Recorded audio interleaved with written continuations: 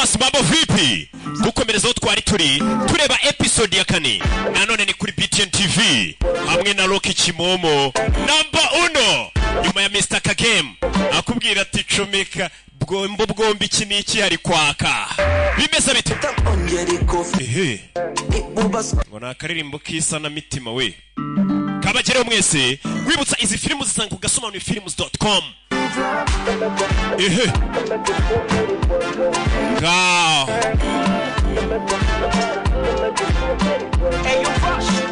Bisanira jana ndaka bakubita ongera ikofi ibubas gisazi kindera wowe nimba bwombo ari busazi gendera wowe kabagire mwese kasimbuze jibu menye ko nta kinyarwanda mbere yari ibi maka YouTube channel muri na system abano maka namba kapela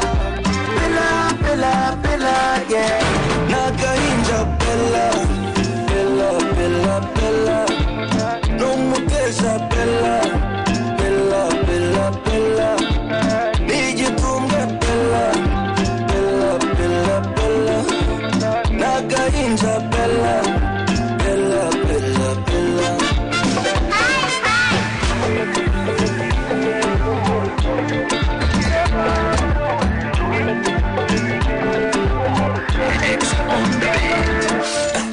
Kano ka inja gatoya kano ka inja gabowe kano ka pimbisha fimbo gateta gasteti aka kano ka inja gatoya kano ka shituri mfizi kano gatera masfresi kama zemo stromzi aka maka YouTube channel muri na system abano maka namba kapela Bella, yeah.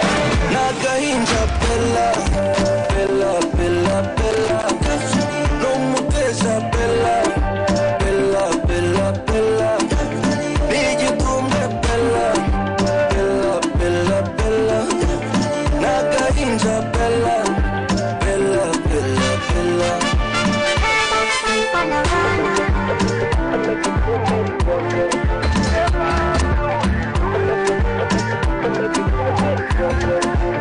Maka YouTube channel, muri na system abano, maka namba kapela, Bella.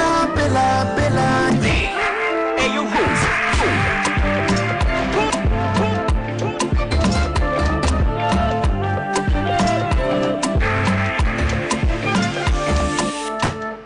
ya tomborera rimbanije ndetse ku munsi w'ejo nzabereka bambere ibihembo batsindiye nanone ni mu kinyobwa bita Dunia Yote ubwo abacuruzi murangura abakiriya banyu babona uburyo bitomborera wumve irwe koko aza rimwe mu buzima wazanye ikinyobwa Dunia Yote yegereje abanyarwanda andi mahirwe tombora iby'agaciro binyuze mu kinyobwa Dunia Yote banyarwandakazi bakunze ikinyobwa cyacu aya mahirwe ntabacike mu gihe cyose uguze ikinyobwa cyacu uramenye ntujugunye umufuniko kuko ariho hibereye amahirwe 1000 yo kuba watsindira ibintu by'agaciro nka televiziyo telefone decoder za Canal Plus amagare casque za moto n'ibindi byinshi icyo usabwa nta kindi wowe nyarukira ahacuruzwa ibinyobwa hose mu gihugu maze wisabira ikinyobwa Dunia Yote nawe winjire mu bandi banyamahirwe nyamuneka aya mahirwe ntabacike kuko abinkwakuzi ibya mbere batangiye kubyibikaho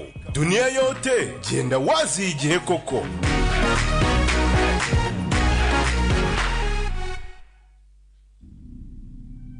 ibagirwa ibindi byo gukanda guhera none fata telefoni yawe ukande akanyenyeri 662 akanyenyeri 1 urwego ubone ibitangaza aho ushobora kugura umuriro amayinite ifatabuguzi rya Star Times ukagabanyirizwa buri ukuguze kanda akanyenyeri 662 akanyenyeri mu rwego uranshimira nyuma ifashe easy and affordable for you aya basi siricamaki We'll start Will Scott n'umugabo wawe yahoze ari umugabo wanje ese yaba yarigeze guhamagara muri iyi minsi wumve ibyo twagiye tubibona ya dokima barayibonye uyu mugabo ndetse akomeje gukuramo amakode bimeze bite icy'ingenzi dukwiye kumenya abantu bari inyuma y'ibi bintu byose maze kuvugana n'abandi ba agent babiri ku bindi wanyu bano nibwo baje kubaza Fande atese gukora nitwe twenyine turi kuri iki kirego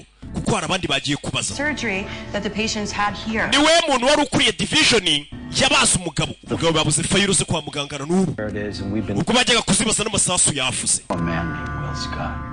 umugabo bita Will Scott muziki wamenye gutonde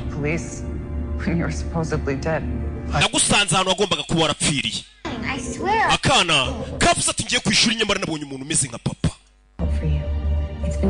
wa mwana we ndabizi nawe birakugoye akana batangiye gufata nk'agasazi hano bari hano baragiye mu rugo rwe agiye gufata ibikoresho ngo berekere ku mugabo wundi babonye urebe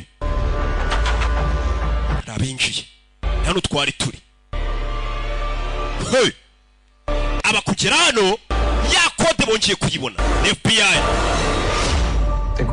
ndakeka tugarutse muri business bafotoye hey tutururi dutangiriye hano mwirabura waje rero filime mfite kuva muri ibi Chris n'abandi tutazi batangiye kudusatira ndetse baraza kubimenya baturiho nyagasani ntabwo tubazi umusaza ari koza imbunda rero nibyo bita koza imbunda ari kuyihanagura iki n'iki that FBI agent she knows something uriya mukobwa wa FBI bisa nkaho hari ikintu azi and I've got family kandi njye mfite famiye you gotta do something Chris igira icyo bikoraho n'abandi tutazi dore umukecuru dore isura njye bino ntabwo nabigumamo wapi ndakwinginze Chris we sooner or later vuba se cyangwa bitinze fire barica ibi filime n'abasaza bareba uko gasaza kitwa Chris bari kukabwira ati umukobwa wa FBI bisa nkaho turiho hari ikintu azi ngo batangiye kudusatira abandi bandi yo tugende hey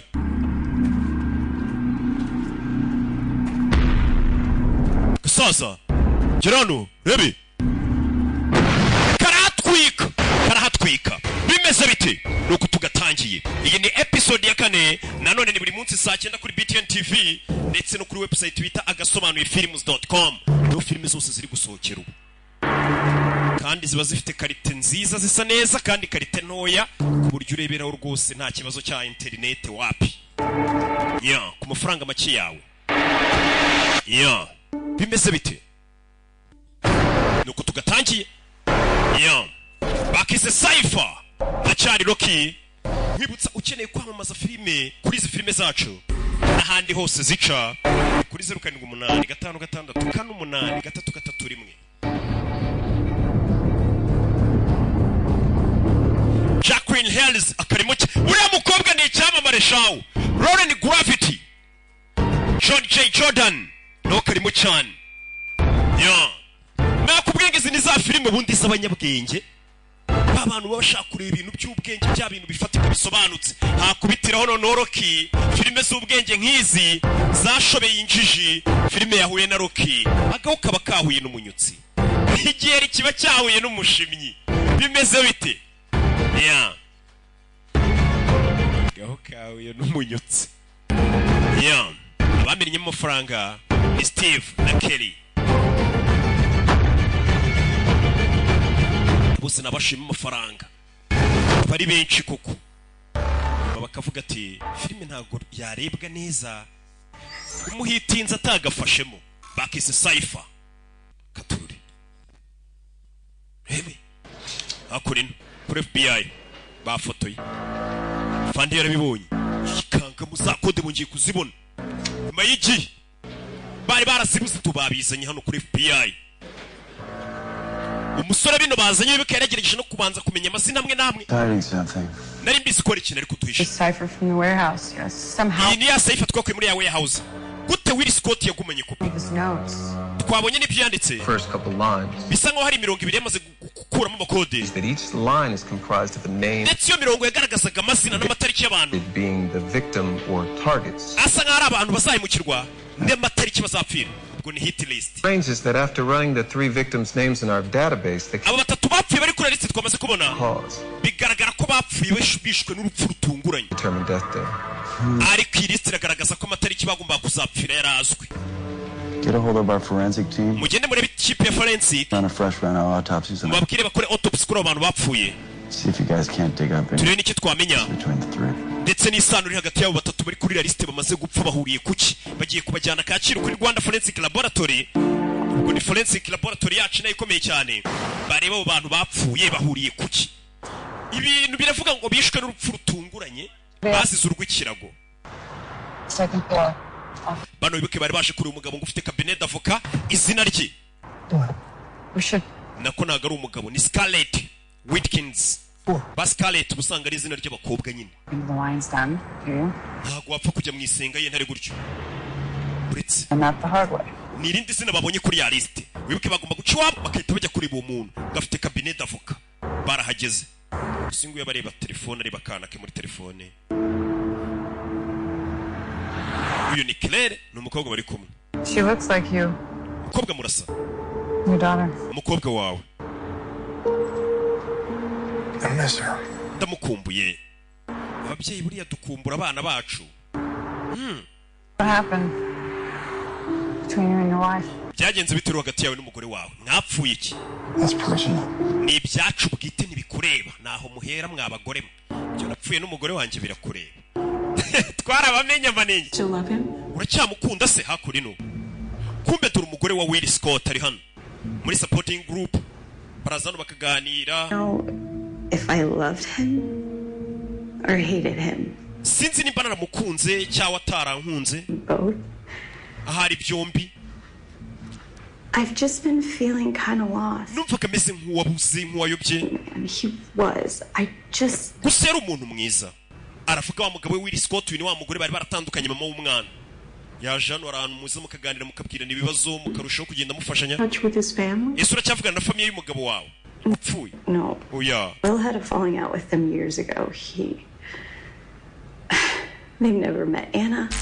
They didn't. ntago yigeze kuva twabyara umwana wacu n'ababyeyi ba nyirakuru n'abasekuru bigeze baza gusura umwana. Never told me what happened with him and his. weri nawe ubwigeze ambwira icyabaye hagati yanjye uye na famiye ye ku buryo itajya dusura.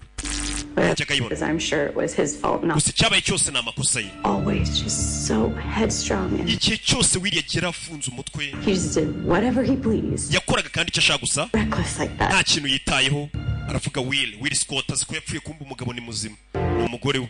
Thank you for sharing. urakoze kudusangiza amakuru. hano uraza ukavuga agahinda kawe n'abandi bakakubwira kabo, mukagenda murushaho kwiyakira mwiyibagiza agahinda. buriya iyo uvuze ikibazo cyawe kirushaho kugenda wumva uruhutse mu mutima. niyo mpamvu nabashyiriyeho nimero yanjye, ufite ikibazo wajya umpamagara ukaruhura umutima, ariko mbere yo kumpamagara ukabanza ukoherezaho 20,000, ubundi nkagutega amatwi nkakumvira ubusa koko. What are you gonna say? You're Jehovah's Witness? ntakore no, Okay, ntugire ikibazo, be careful. wirinde. Where to come home to? wibuke ko ufite umwana w'umukobwa ugomba kujya kureba. Ciao. baje ku manywa bari bategereje banze barebe nimba nta kibazo, si ugupfa guhubuka. bano nibo bavumbuye lisiti y'amazina y'abantu bagomba kwicwa. avayo gutyo, dore akagabo bahuye na agasekirite tututu. urebe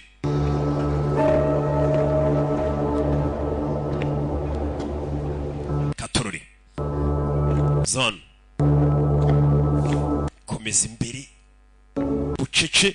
aje kureba undi muntu babonye kuri liste uzakurikira mu bazicwa, witwa Scarlett.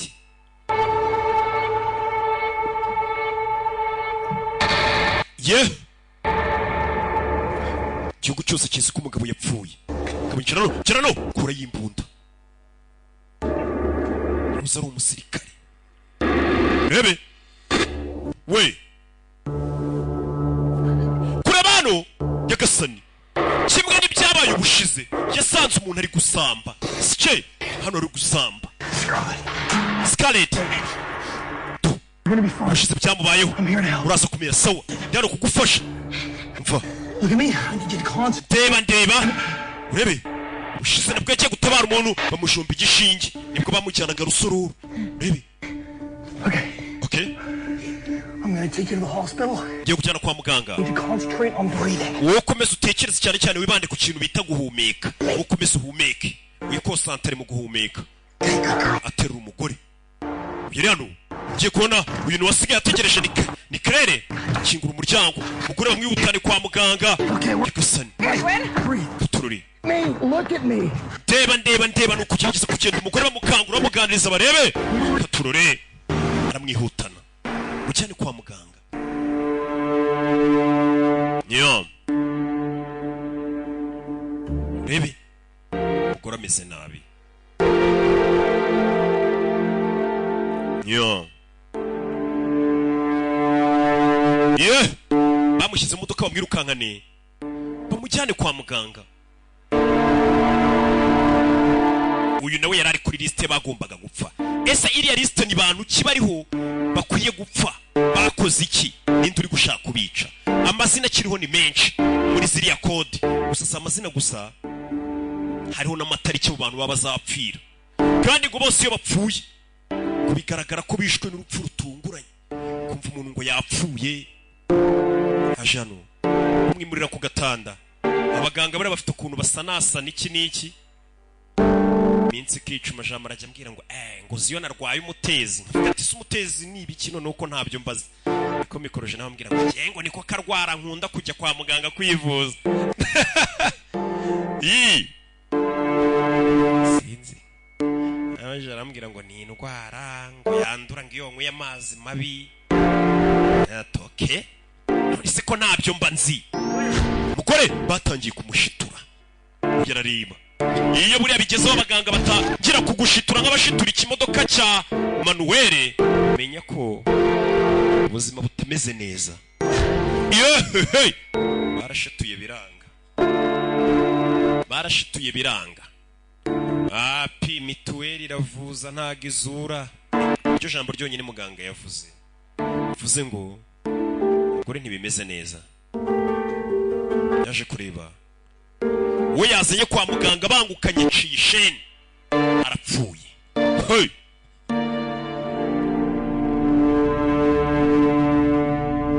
Fatana kagofero kari kana mujabutse. Gofero kuyikuramo. Yarebye imbere hari kamera. Kamera zamufashe. Kandi umugabo igihugu cyose kizi ko yapfuye. Hey. Gofero yamujabutse. Ntabwo yabashe kwihisha kamera. Gatururi.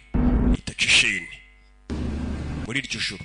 Well, you did what you could. You can't keep blaming yourself. We wakoze uko ushoboye wikwirenganya. Get it. Ntabwo mbyumva. Your death date wasn't due for another 9 days. Amatariki uriya mugore azapfira yarataragira haburaga iminsi 9.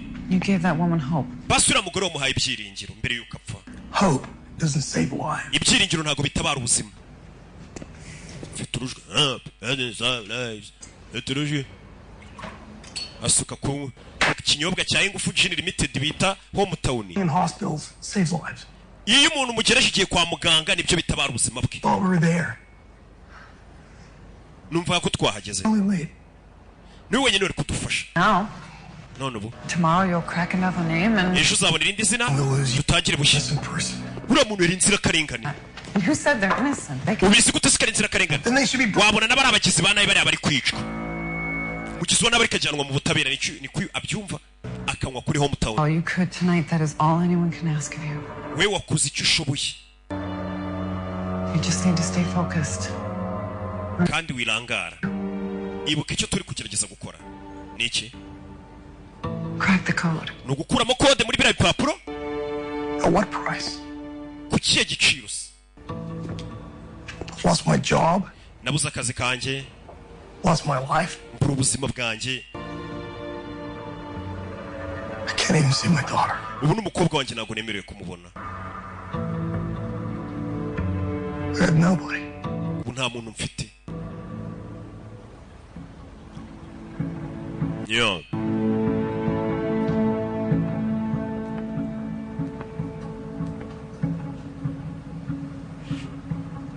You've got me. Uramfite. Ihe. Ni Claire.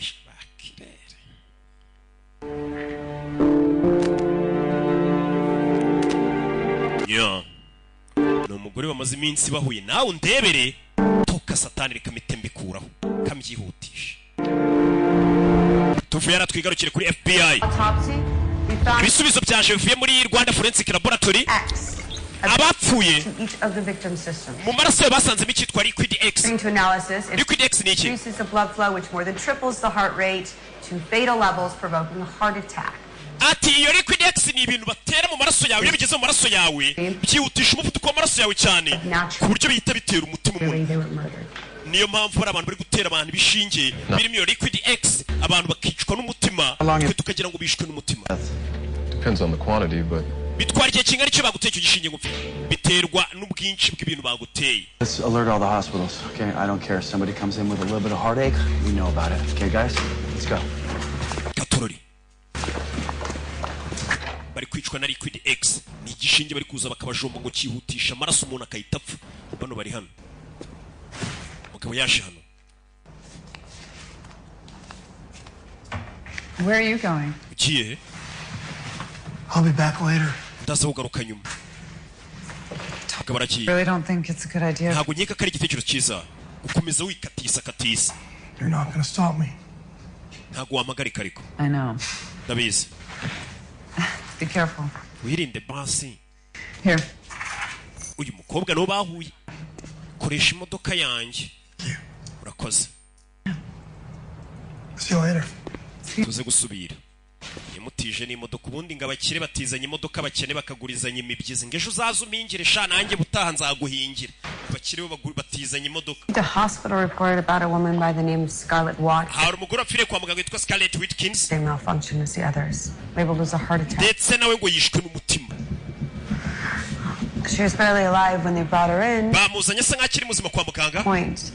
Ahageze ahita apfa. She was brought in by one individual who left. Ndetse abaganga baravuga ko wazanye umugore kwa muganga yahise acakaburirwa irengero.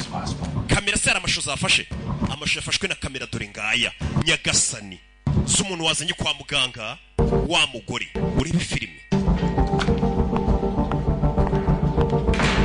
No. Yohano. Shiramo hano areba amashusho y'umuntu wajyanye umugore kwa muganga. Kureba hano arabibona byose arasuminga aramwibonera. Will Scott baramwiboneye. Welcome back, Will Scott. Urakagaruka neza Will Scott. Hey, Will Scott bamenyeka akiri muzima. Bimeze biti. Will Scott cyose yari siko yapfuye. I saw you yesterday. Natekereje ko nakubonye ejo hahise papa. Akana. It's so real. Numvaga ari ibyanyabyo. Nakana kavuye ku ishuri kaza kwirimbi kureba se. Going crazy. I just don't.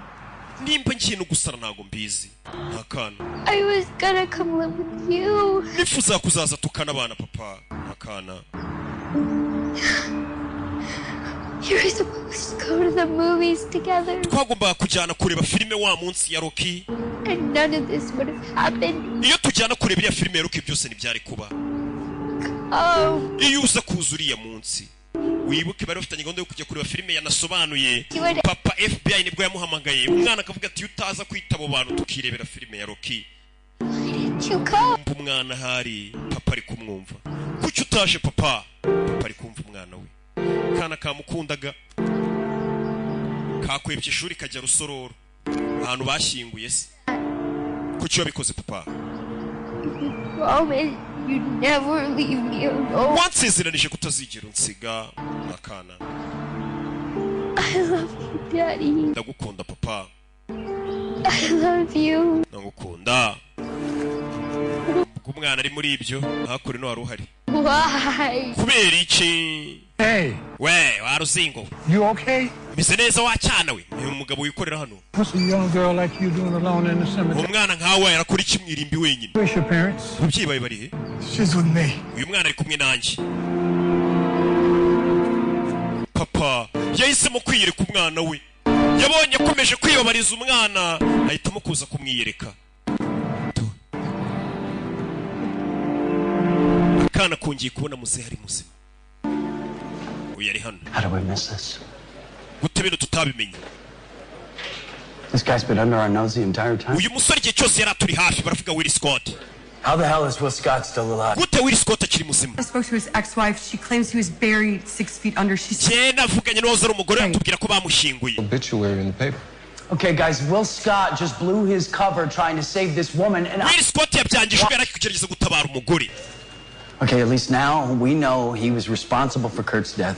Ndetse turabizi ko Will Scott ubwo ashobora kuba watumye Katapfa. Accident that cost one of our agents' lives. Is that what we're going? Yari impanuka yabaye niyo yatumye Katapfira munyine. I find that hard to believe from what. Je ntabwo nabyemera.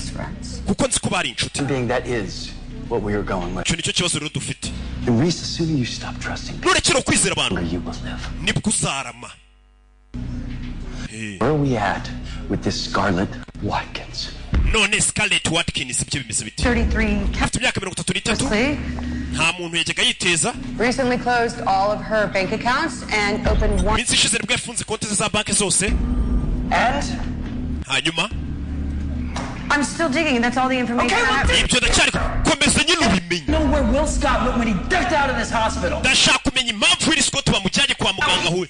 Yamujyanye kwa muganga. Suspect. Ndetse ubu Will Scott niwe muntu wa mbere tugiye gucika. You're defining this scumbag. Ndetse mushyiremo imbaraga mu buntu umuginga. None bari gushaka Will Scott bamenye ko ari muzima atapfuye. Buriya bivuze ngo ufite amakuru menshi. Yabuze byinshi. Katurore. Nasi icyo yakoze yazanye umwana hano. Kwa wa mukobwa w'abantu, uyu mukobwa ahora yinywera ibinyobwa byo mu Ingufu Gin Limited yatariho mu tawuni ni G&S. Karanywa. Claire, this is Anna. Uyu ni Anna Claire. Anna.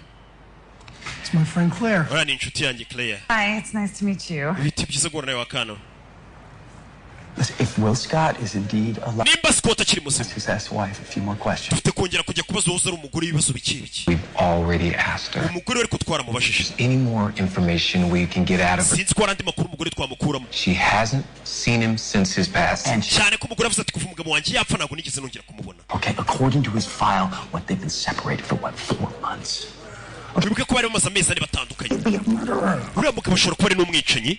Okay, that is his Achilles. Ariko wibuke ko ari umubyeyi. No matter how bad things. Uko uriya mugabo yaba ari mubi kose. My first daughter, it never done. Urukundo rwa papa ku mukobwa we ntirujya rupfa. Amategeko runa yayo. And let's go for a ride. Fata Reese uriya mukobwa muze tujye kureba uriya mugore. Sawa. Afanda ari manukiye Robert. Bajye kureba umugore wa Will Scott. Bamubaze ibyo umugabo. Was you at my school the other day?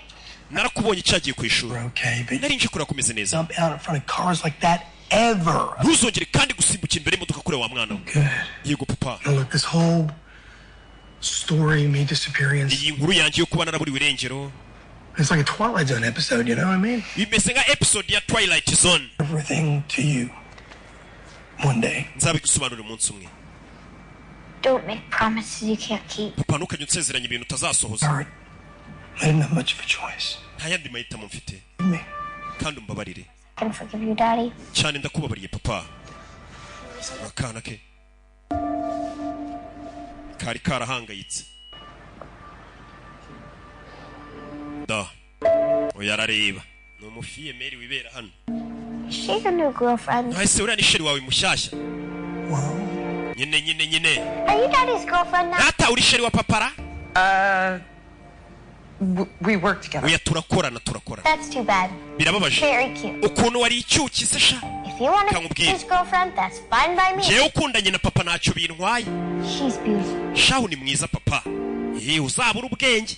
Umwana ukuntu abwira yego ni mwiza. Yego kumana yanjye. Okay, grab your bag. We gotta get you. Urabizi fata bag yawe tugende mu rugo. I want to stay. I don't. Ndashaka kugumana papa. We're gonna be seeing a lot more of each other. Tugiye kujya tubonana cyane. As we get you home before your mom starts getting scared. Ufite kujya mu rugo mbere yuko mama watangira guhangayika. Expect you home from school ain't. Cyane kagutegereje kuva ku ishuri. So na akana gato kana k'imyaka mike cyane kaba kakwebye ishuri. Take care of him for me, please. Ujye wita kuri papa wanjye sibyo? Akana. Nawe umugore katanaze. Anna. It's okay, Dad. Mrs. Papa. Ugira ikibazo. Okay, let's get you a cab. Okay, reka ngutegere taxi voiture sha. Akana. Akurino. Baje kuri umugore wa Will Scott. His name is Robert Martin. Mazina yanjye ni Robert Martin. Investigative division for the FBI. Director wa Criminal Division muri FBI. I don't know how many times I've told you this. Sinzi cyo nababwiye ibi. Will is dead. Ariko Will yarapfuye. Ghost hunter. Kandi je ntabwo mpika imizimu. Your ex-husband? Ese uyu niwe wahoze ari umugabo wawe? Turebere bamwereka ifoto. yafashwe na kamera yego This image was captured yesterday. iyi foto yafashwe ejo hahise hey kurikangamo yarazi ko yishinguriye umugabo w'urusororo abonye amashusho yafashwe ejo na kamera yikanzemo siburo bakubwiye ngo yapfuye regaba yapfuye ngiye niba bababwira ko napfuye muzamenye ko ndi kubeshya ntago napfa Thorough as possible. bino bintu turi kubinyuramo mu buryo bushoboka bwose Avoid unnecessary meetings in the future. kugira ngo twirinde zino nama za hato na hato zo kuza guhura nawe koze Yes, this is Agent Soda with the FBI. uyu ni Agent Soda wa FBI We all understand this is a lot to take in. ndabizi biragoye Possible. bishoboka bite We had a funeral for him. twaramushyinguye I was there. I saw him. naramwiboneye tumushyingura We believe Will may have faked his own death. wirashobora kuba bari abeshya urupfu rwe Why we would want others to believe he was dead. kugira ngo abantu bose bizere ko twapfuye na kuko yapfuye So who would have wanted to hurt him? ese hari nk'umwanzi uzi wamuhigaga Back when that was his job, he had a lot of enemies. umugabo wanjye yari umupolisi kera kandi umuntu ari umupolisi aba afite abanzi benshi Number one suspect in the death of one of our agents. aba agent bacu bapfuye umugabo wawe niwe muntu wa mbere turi gukeka The case we're currently working on. ndetse ari mu kirego turi gukurikirana ubu nonaha Piecing things together, but right now we think Will may have faked his own deaths. ndetse turanakeka ko impamvu yabeshye ko yapfuye ariho ibintu byose bizingiye Fear of being a suspect. So ndetse akaba yarabeshye ko yapfuye kugira ngo ajye akora ibyaha nta muntu n'umwe uri kumukeka Will wasn't a perfect husband. He had his flaws. umugabo wanjye kuko ntabwo yari umugabo mwiza yagiraga udukosa ariko ntabwo ageze ku rwego rwo kuba yakwica umuntu Like with your daughter. ese umukobwa wanyu ana What does she have to do with this? ahuriye he n'ibi Exploring all avenues. turi gushakira impande zose Praying for the possibility that he might reach out to him. ndetse tumenye nimba umugabo wataba yaramuvugishije Just to be clear, Will Scott has not reached out to you. ese Will Scott kuva twamushyingura ntaraguhamagara wapi umukobwa wawe Not that I'm aware of. ntabwo nawe yigeze amuvugisha afande baramwongorera Miss Scott.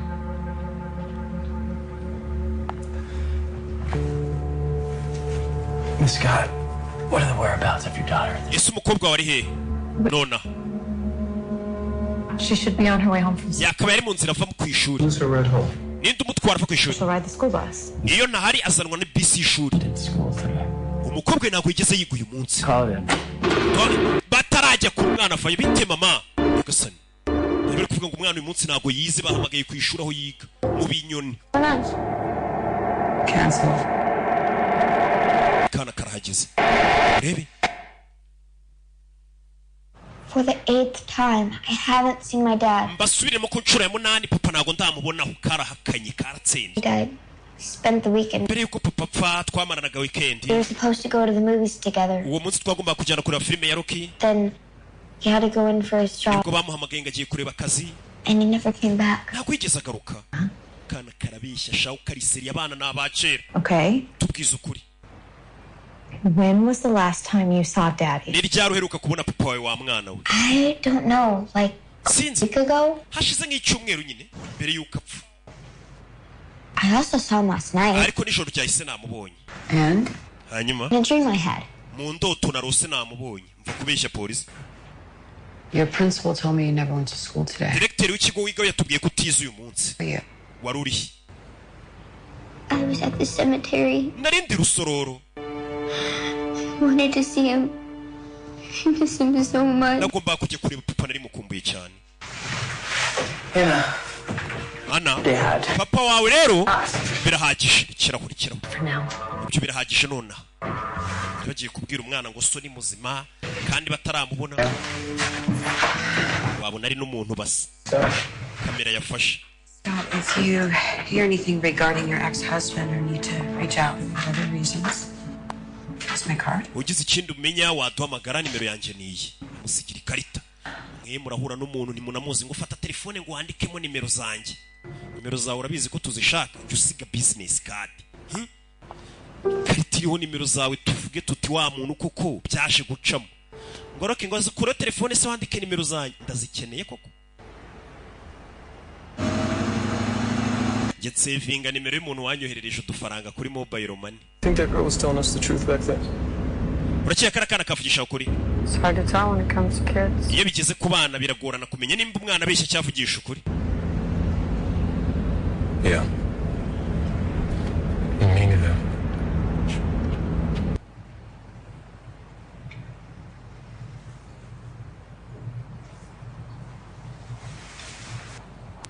kwereka muri iryo joro umugabo yarabyutse hano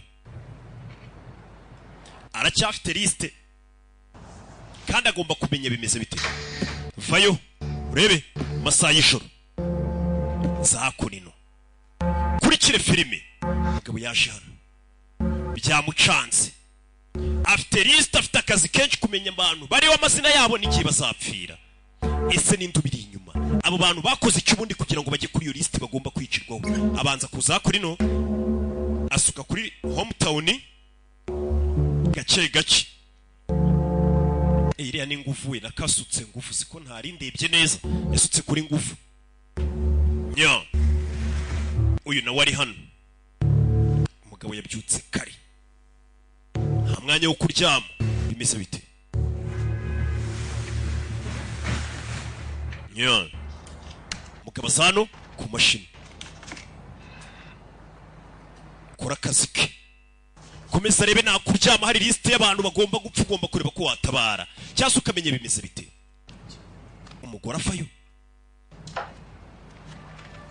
umugabo akomeza gukora akazi. Ntabwo ushaka kuruhuka? I'm not tired enough to doze off. Ntabwo ndananirwa bikizaho naryama ngo mpeze.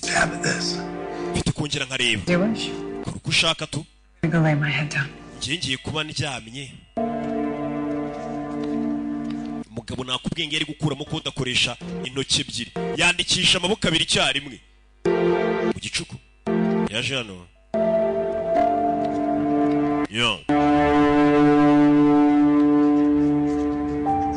da ehe toka satani cyahuse genda bicyo genda. Umugabo ari mu kazi ari kuri ibintu byafasha abana gatabara karaho gusa karikaraga. Genda se twikomereze. Uyu nawe abura ubwenge kandi afite hano ikibazo gikomeye. Sasa tuvuye hariya tugaruke kuri uyu n'umupolisi. Polisi nabo ntibaryamye, bari mu myitozo munsi twabafushe bishe bandi ba agent ba FBI. Urebe muri iryo joro nabo ntibaryamye, byabacanze. Ikirego kiri kubajabuka.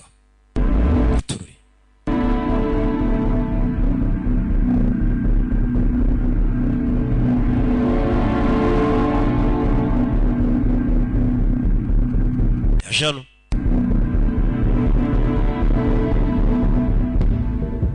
do tera imibare hano, komeza kugenda kuramo kode arebe nimba yabona irindi zina ry'undi muntu uri buze gukurikira kwicwa. Wibuke ni ukugendera ku murongo, abari amazina y'umuntu igihe azapfira.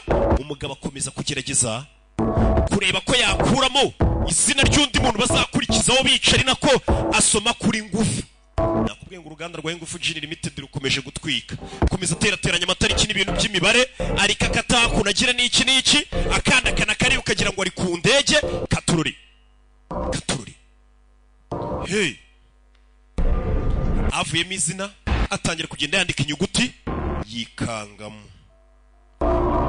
Izina ry'umuntu ugomba gukurikira gupfa ni Will Scott, ari nawe nyir'ubwite wivumbuye kare bagiye gukurikiza kwica.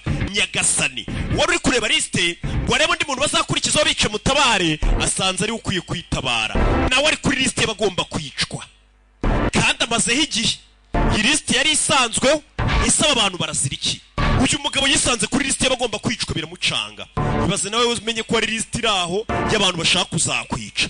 Umugabo niwe bagiye gukurikizaho bica. Hey, tuzacikwa na episode z'ubutaha.